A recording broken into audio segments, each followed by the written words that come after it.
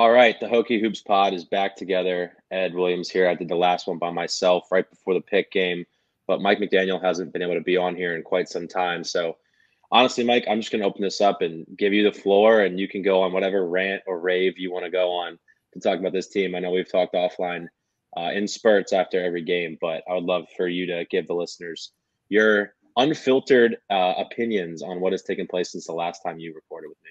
Yeah, it's been a couple of weeks. Ed, for this, and I know a bunch of the listeners of this podcast know it, or listen to my Hokie Hangover podcast and know this. I am the father of a 7-month-old son named Noah. He's the greatest thing that's ever happened to me. He does not sleep though.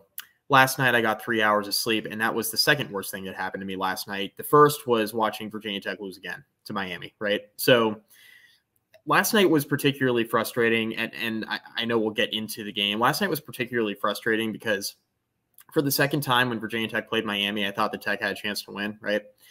And there were just like little things that happened down the stretch of the game that didn't go Virginia Tech's way in terms of not getting a rebound, not getting a defensive stop, like not converting on a timely offensive possession. Like that's kind of been the one consistent all year is Virginia Tech hasn't been able to consistently capitalize, right? So that's been really frustrating. Now, I tweeted this after the Pittsburgh game, Ed. I know you saw this. You thought this was funny. Virginia Tech, great win against Pittsburgh. This is the most annoying team I've ever watched. That pretty much summarizes my thoughts on this season so far. Like, before we hit record tonight, I was like, man, our team sucks. You responded with, well, don't really suck all the time, though. Like, high ceiling, low floor, which 1,000%. Like, I don't know what team is going to show up on a game-to-game basis. So in and of itself, I mean, the season's been a total failure in that regard, right? I mean, you and I expected this to be a tournament team. It's not going to be that, barring an ACC championship again, which I just, with the way this team plays defense, I don't see that happening. And so I'm just hoping that they make the NIT now, which is quite the thing to reconcile, considering like going into the year, I thought this could be like a 7 or an 8 seed. So that's kind of how far we've fallen. It's shocking. It's been frustrating to watch. I thought it would get a lot better once Hunter Couture came back, and it did get better, but it didn't get as good as I thought it would get, especially defensively. So it's just been a very, very frustrating team to watch. I don't know what team is going to show up game to game. I don't know what to expect. I see Tech beat UVA, and I'm thinking, okay, this is great. Let's get rolling here. And then they proceed to lose to Boston College again, right? They go up to South Bend, and they need 93 points to beat Notre Dame, which this is a terrible Notre Dame team. They've won 2 conference games. They lose to Georgia. Then they subsequently go on the road, lose to Georgia Tech. This team has 1 road win this year. I don't get that either. Like, this is not a particularly strong ACC, and Tech can't win a road game. So this is just I'm confused. I don't know how it got this bad. I do and I don't. Like, I know what I'm watching game to game, but it's just really frustrating. Yeah, I completely agree with everything you just said. I tried to talk about this as much as I could by myself the other day before the pick game. It's just been such a weird year, and I read this off to you before we click record, but if you go back and look at our schedule, after the 7-game losing streak, we have gone win, win, loss, win, loss, win, loss, win, loss. It's literally alternating for the last 2 months in ACC play, and it doesn't matter who they're playing. They can beat a good team, they beat Pitt, and they lose. You beat Duke, then you lose. You beat UVA, then you lose. It hasn't mattered at all who they're playing. It's almost just a coin flip every night, depending on the intensity you're going to get from Virginia Tech, particularly the defensive end, and just who's going to show up. There's a lot of issues that can be kind of dove into here, but the first one that I talked about a lot by myself last week, and I'd love to get your take on this, is the backcourt depth being a huge issue for this team. It's something that I viewed going into the year as a perceived strength. Yep. Then it has ended up being a huge weakness through no fault of the staff or roster construction, in my opinion. But, you lose Rodney Rice, to 2 or 3 different injuries consecutively. A guy that clearly they were going to rely pretty heavily on, considering he played 29 minutes against Syracuse. And we'll get to the game last night here in a second. He made a shocking recovery and played in that game. But you lose Rodney Rice to 3 straight injuries or 2 straight injuries, whatever you want to call it. And then Darius Maddox, goes on his hiatus with, dealing with the stuff he's dealing with. So that's 2 guys you probably expected to play, 25 minutes at least combined, probably more than that. I guess that's probably really lowballing it actually. But probably score somewhere between 16 and 18 points combined between the 2 of them as a starting guard and a backup guard. So what was a perceived strength became a huge weakness for this team. I think it resulted in some nights where the intensity wasn't there in terms of the backcourt guard defense, particularly from Sean Padula, who was just flat out exhausted. I don't blame him one bit. But I'd love to get your thoughts on the roster construction and what some people have viewed as, we should have gotten another guy out of the portal. I don't personally view it that way because then I don't think you have Darius Maddox and Rodney Rice in your roster. Right. I would love to get your thoughts on the lack of guard depth we've dealt with this season, because for a long stretch there, the only 3 guys coming off the bench playing were a power forward, a center, and a small forward in John Camden. Right. No, I mean, I agree with you. I think if you look at it in a vacuum, it's really easy to look back hindsight 2020 and be like, yeah, Tech should have gotten somebody else in the portal. But then you see like how Virginia Tech lost their backcourt depth, and you're like, okay, injury to Rodney, right? A couple of different ones, right? One in preseason camp and then one in the middle of the year and like the one game he played in. And then on top of that, you have Maddox going on hiatus, dealing with a family issue, and just not being a part of the team really for the second half of the season. So there's just, you got those 2 things going, right?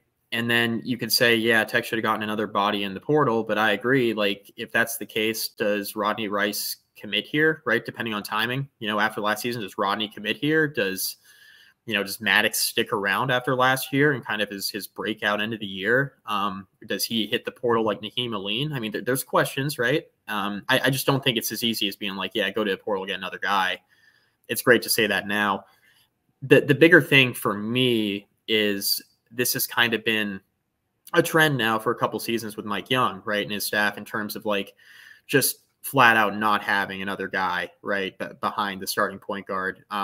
Last year, I know that they had Padula, right, and he was able to supplement Storm Murphy, and that was really great. And he was able to come off the bench and especially as the year went on, play more major minutes. But if you think back to 2 years ago, they had nobody really behind Wabissa Bede. I mean, he was playing a ton, and Tech fans were complaining. They were like, "Oh my God, they need some help."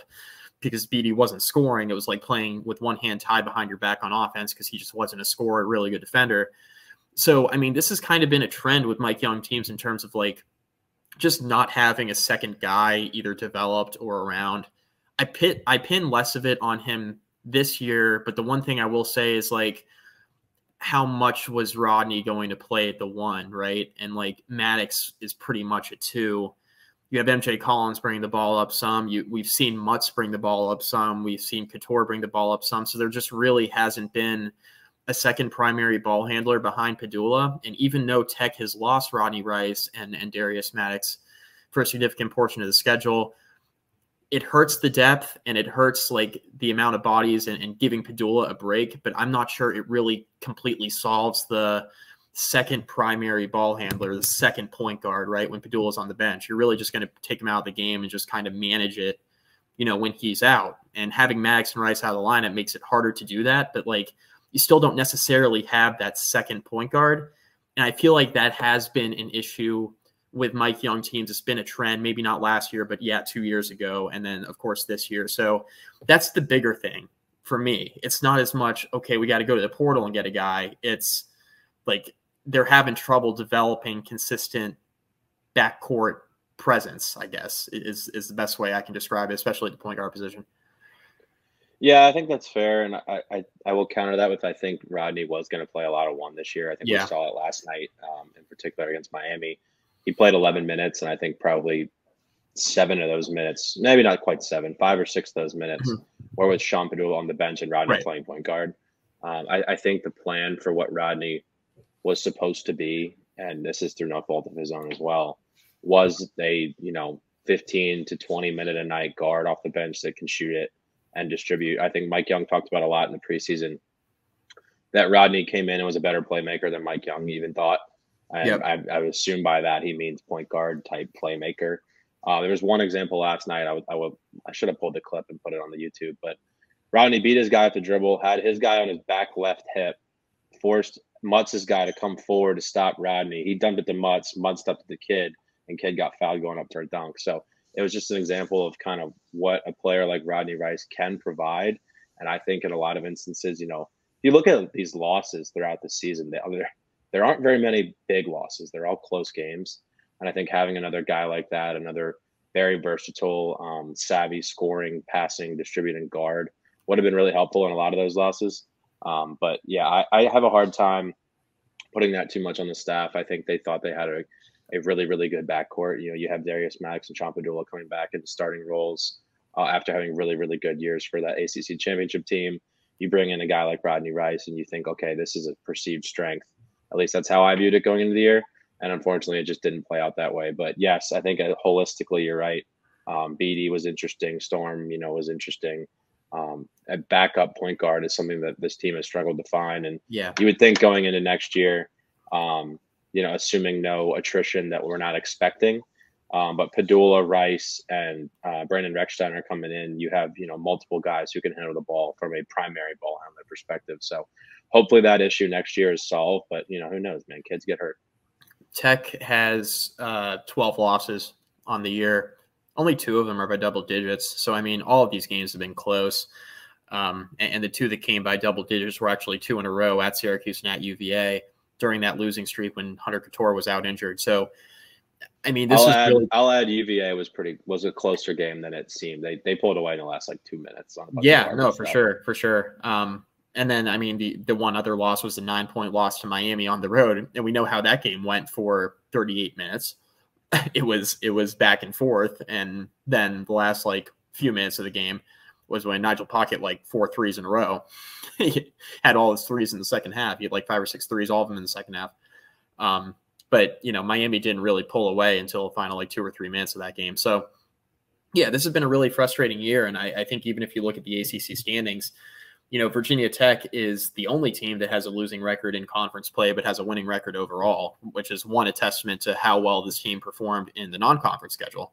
But number 2, how infuriating it's been throughout the conference schedule, like you mentioned, alternating wins and losses and really having, you spotted everybody the 7-game losing streak at the beginning of the conference schedule because you didn't have your best, your best or most important player, I think is the best way to put it. Your most important player on the floor in Hunter Couture. So, it's been a really frustrating year. Tech put their backs, the back was against the wall here down the stretch, and they had to win some of these games that they just haven't been able to pull out here in the month of February. And the one thing I'll mention too, Ed, is we were talking about, I think it was after, I'm trying to think back, maybe after that Duke win, we were talking about, okay, if this team gets to 20 wins, right? Can this team make a tournament? You and I were thinking, okay, if Tech gets 20 wins, that means they're 10-10 in conference play, 500 record in conference, should have a couple of additional quad 1 wins that we hadn't talked about. This should be or could be a tournament team if in that scenario. Well, it's funny because before that Miami loss last night, Tech still had an opportunity if they won out to get to 20 wins and 10-10 in conference play.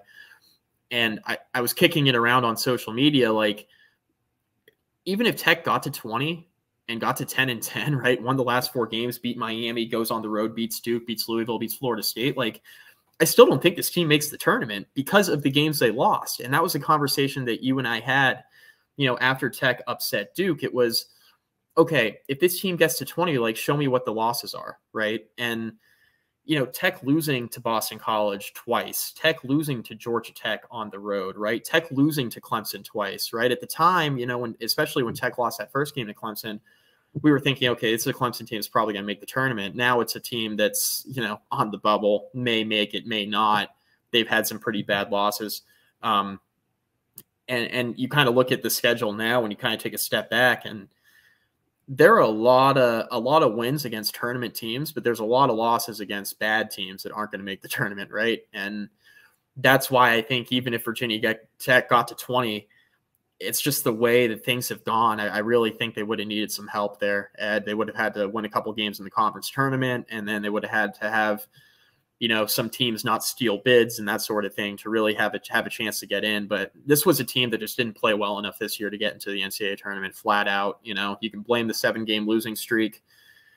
it's important. It's, people are going to be like, well, this team didn't play well enough anyway with Couture, which I think is a fair point. They haven't, since he's been back, they haven't played well enough, right?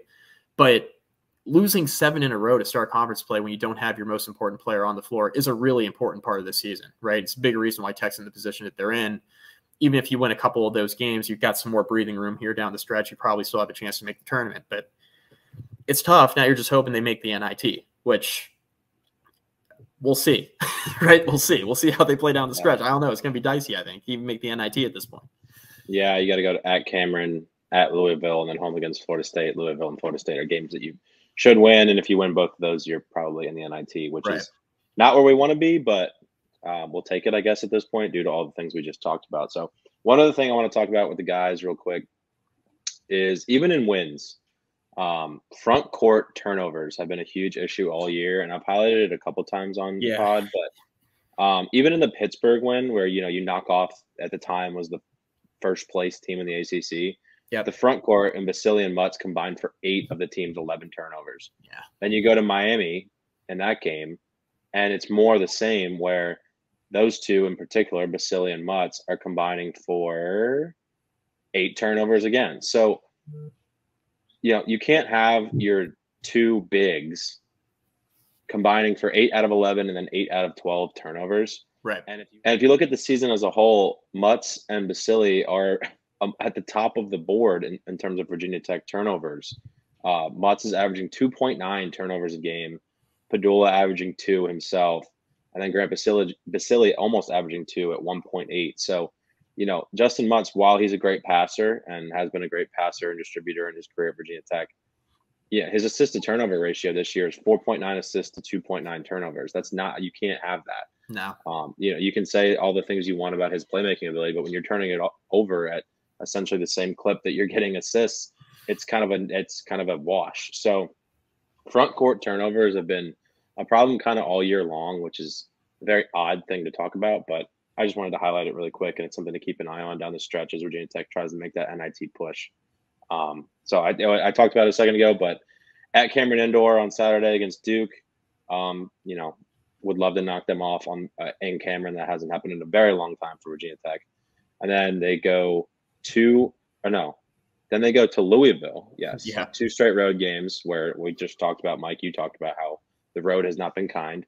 And then you finish up on senior day on March 4th against Florida State, who has had a very, very down year as well. So you got 2 bottom feeders to end it. Hopefully you win both those games and get to a place where you can get an NIT invite and can get some of these guys more minutes, particularly Rodney Rice, Sean Padula, MJ Collins, all these guys that, could use more playing time in big, high leverage situations. Say which one about the NIT. It is a tournament. Teams are trying to win it. Those minutes do matter to guys who are trying to get their feet under them heading into next year, where you expect those 3 in particular, Padula, MJ Collins, and Rodney Rice, to be huge parts of next year's team. So that's kind of all I have for the men. I talked about the women a little bit on the pod by myself. Do you have any thoughts before I have some stuff written down, but let's go straight into the girls here. Yeah, they deserve it. They are currently ranked 9th in the country. They've got a big game coming up against North Carolina down in North Carolina. But I'll go ahead and kick it to you first. I mean, Kitley's still balling, right? I mean, it's status quo. They've been really good, right? I mean, there have been a couple of tough losses along the way, but I think especially in the month of February, they're really starting to get their feet under them and kind of turn into the team I think a lot of people expected it to be. January was, I don't want to say rocky. They're 9th in the country. They're very good. But there were a couple losses in there in the month of January where you're like, all right, well, is this kind of the similar team that we just watched last year, right? The one that got upset in a 12-5 game, or is this going to be the team that takes the next step? And I think emphatically in the month of February, they've kind of turned a corner and they're really starting to get rolling, which is really encouraging. This team, I think, has an extremely high ceiling. I think it's got an opportunity to end up finishing as the best team in school history on the women's side. And I think it should be, considering kind of the seniors that, are major contributors, right? You got 3 starters that are seniors. Then you got Georgia Amore, who's, by my money, the best point guard in the ACC, right? So this team is loaded. Kenny Brooks is an outstanding coach. We obviously know what he's done on the recruiting trail and how he's kind of infused Tech with his talent that they really just hadn't had before he got in there. this is a team that I think should make a deep run, especially with how they've been playing. I'm excited to watch the ACC tournament because I think Tech's got a great opportunity to win it.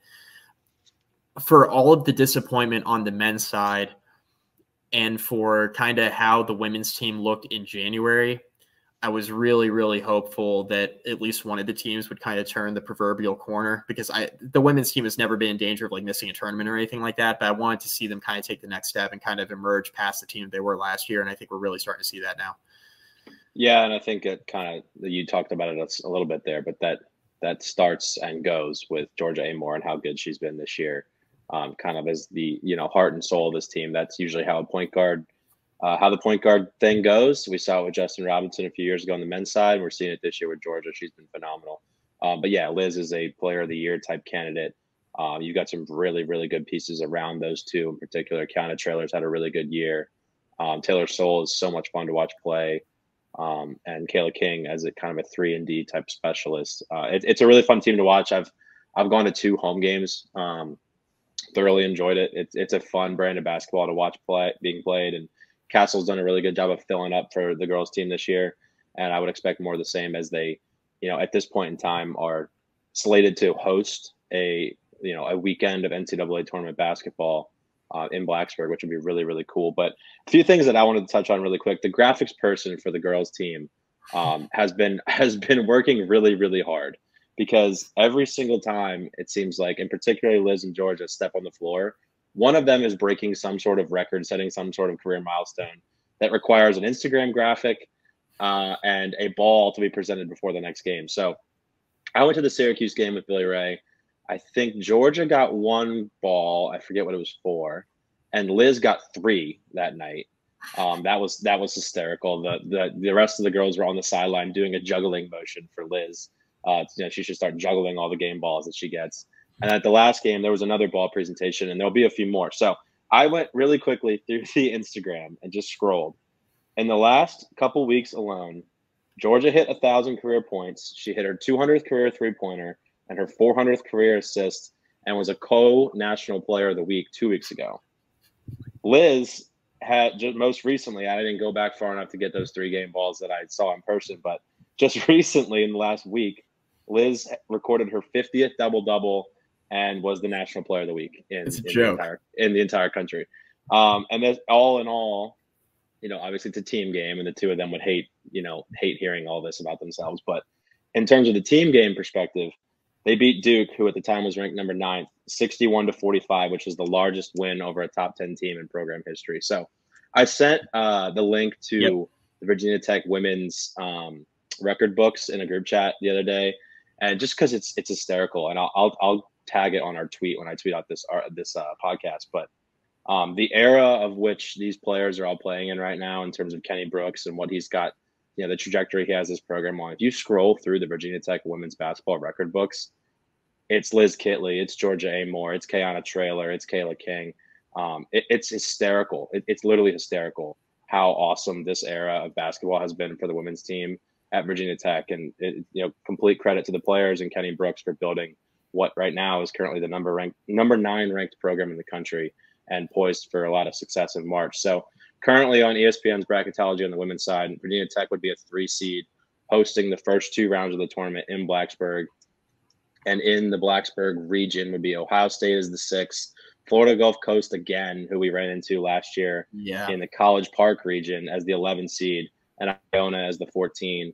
And in case you're curious more, the 2 seed in that region would be Utah, or in that side of the bracket would be Utah, and the number 1 seed on that side of the bracket would be Indiana. So would be a very interesting draw for Virginia Tech. You don't really want to run into South Carolina or LSU or UConn or those type of teams, but the Hokies have enough talent to hang with anybody in the country. So it'll really come down to opportune moments and shots falling when they need to. But this team is more than good enough to get to Dallas. They haven't lost in February yet. They're 5-0. They've won 11 of 13. They only lost 2 games to start the new year. I mean, this team is rolling right now. 2 pretty big games to close out the year. Carolina coming up on Thursday night.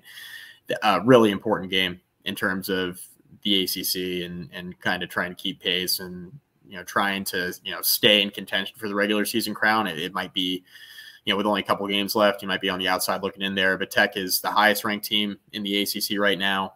They are the third best team in terms of the ACC standings.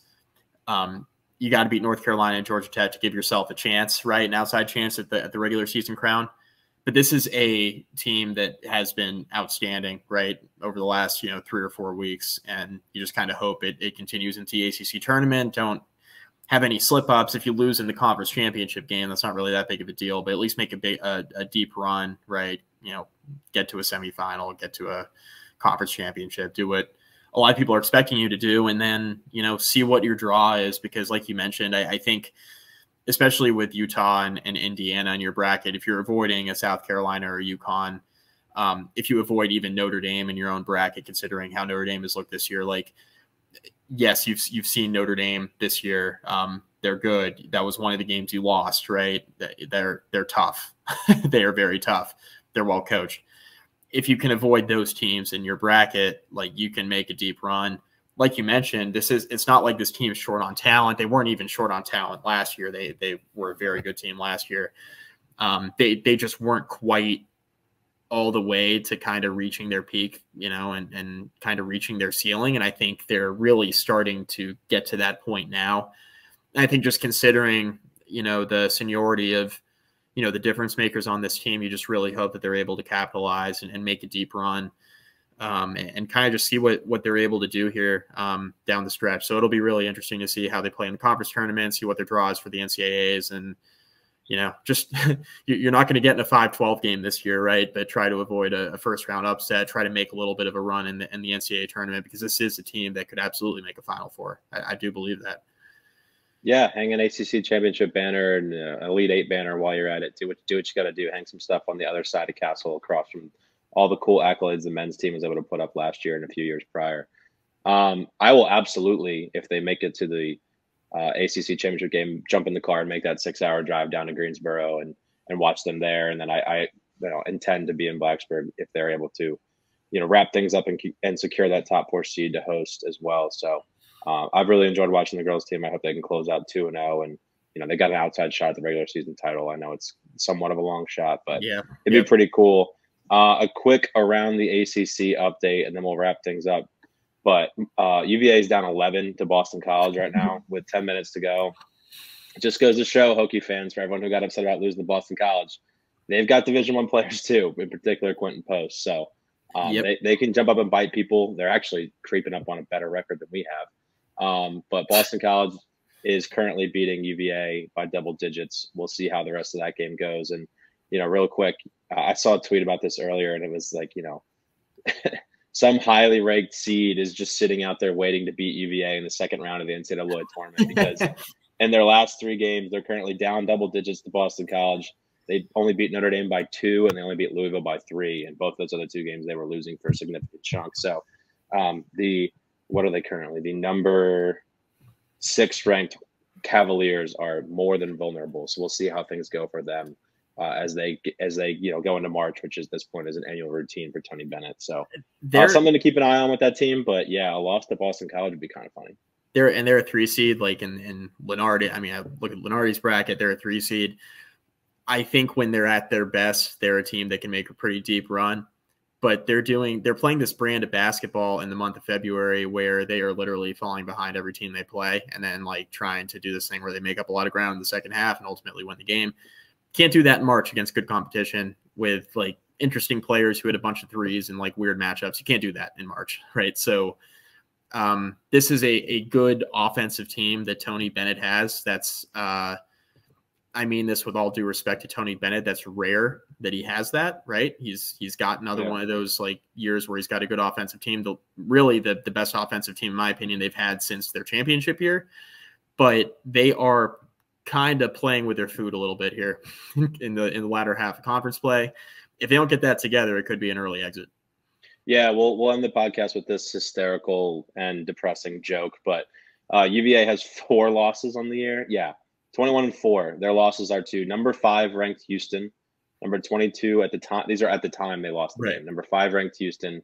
Number 22 Miami, who we know is significantly better than 22. They Absolutely. lost to Pitt, who has continued on this season to be currently, right outside of first place, a half game out of first place in the ACC, so a tournament team, and Virginia Tech, who will be playing in the NIT most likely. So it just shows you the high ceiling, low floor ability of Virginia Tech this year and what was a very frustrating year. But we got 3 more to go, plus an ACC tournament and hopefully an NIT run as well. And of course, as we're talking about UVA, I get a text from John Yetzi. UVA is the worst late February top 6 team in the history of college basketball. That seems Correct. like a stat that was tailor made or cherry picked, but I think John's probably onto something there. So with that, we'll go ahead and wrap things up. The Hokie women play tomorrow, Thursday night, against UNC, and what should be a really good game on the road. Hopefully, they can take care of business there and wrap up that top 4 seed and are able to host 2 games in Blacksburg that I hope all fans make an attempt to attend because it should be really fun. But that's going to be it for the Hokie Hoops tonight. We'll record again probably sometime after the weekend, after Virginia Tech men play Duke and the women wrap up their season. But that's all I got, Mike. Go ahead and sign us out. Go Hokies.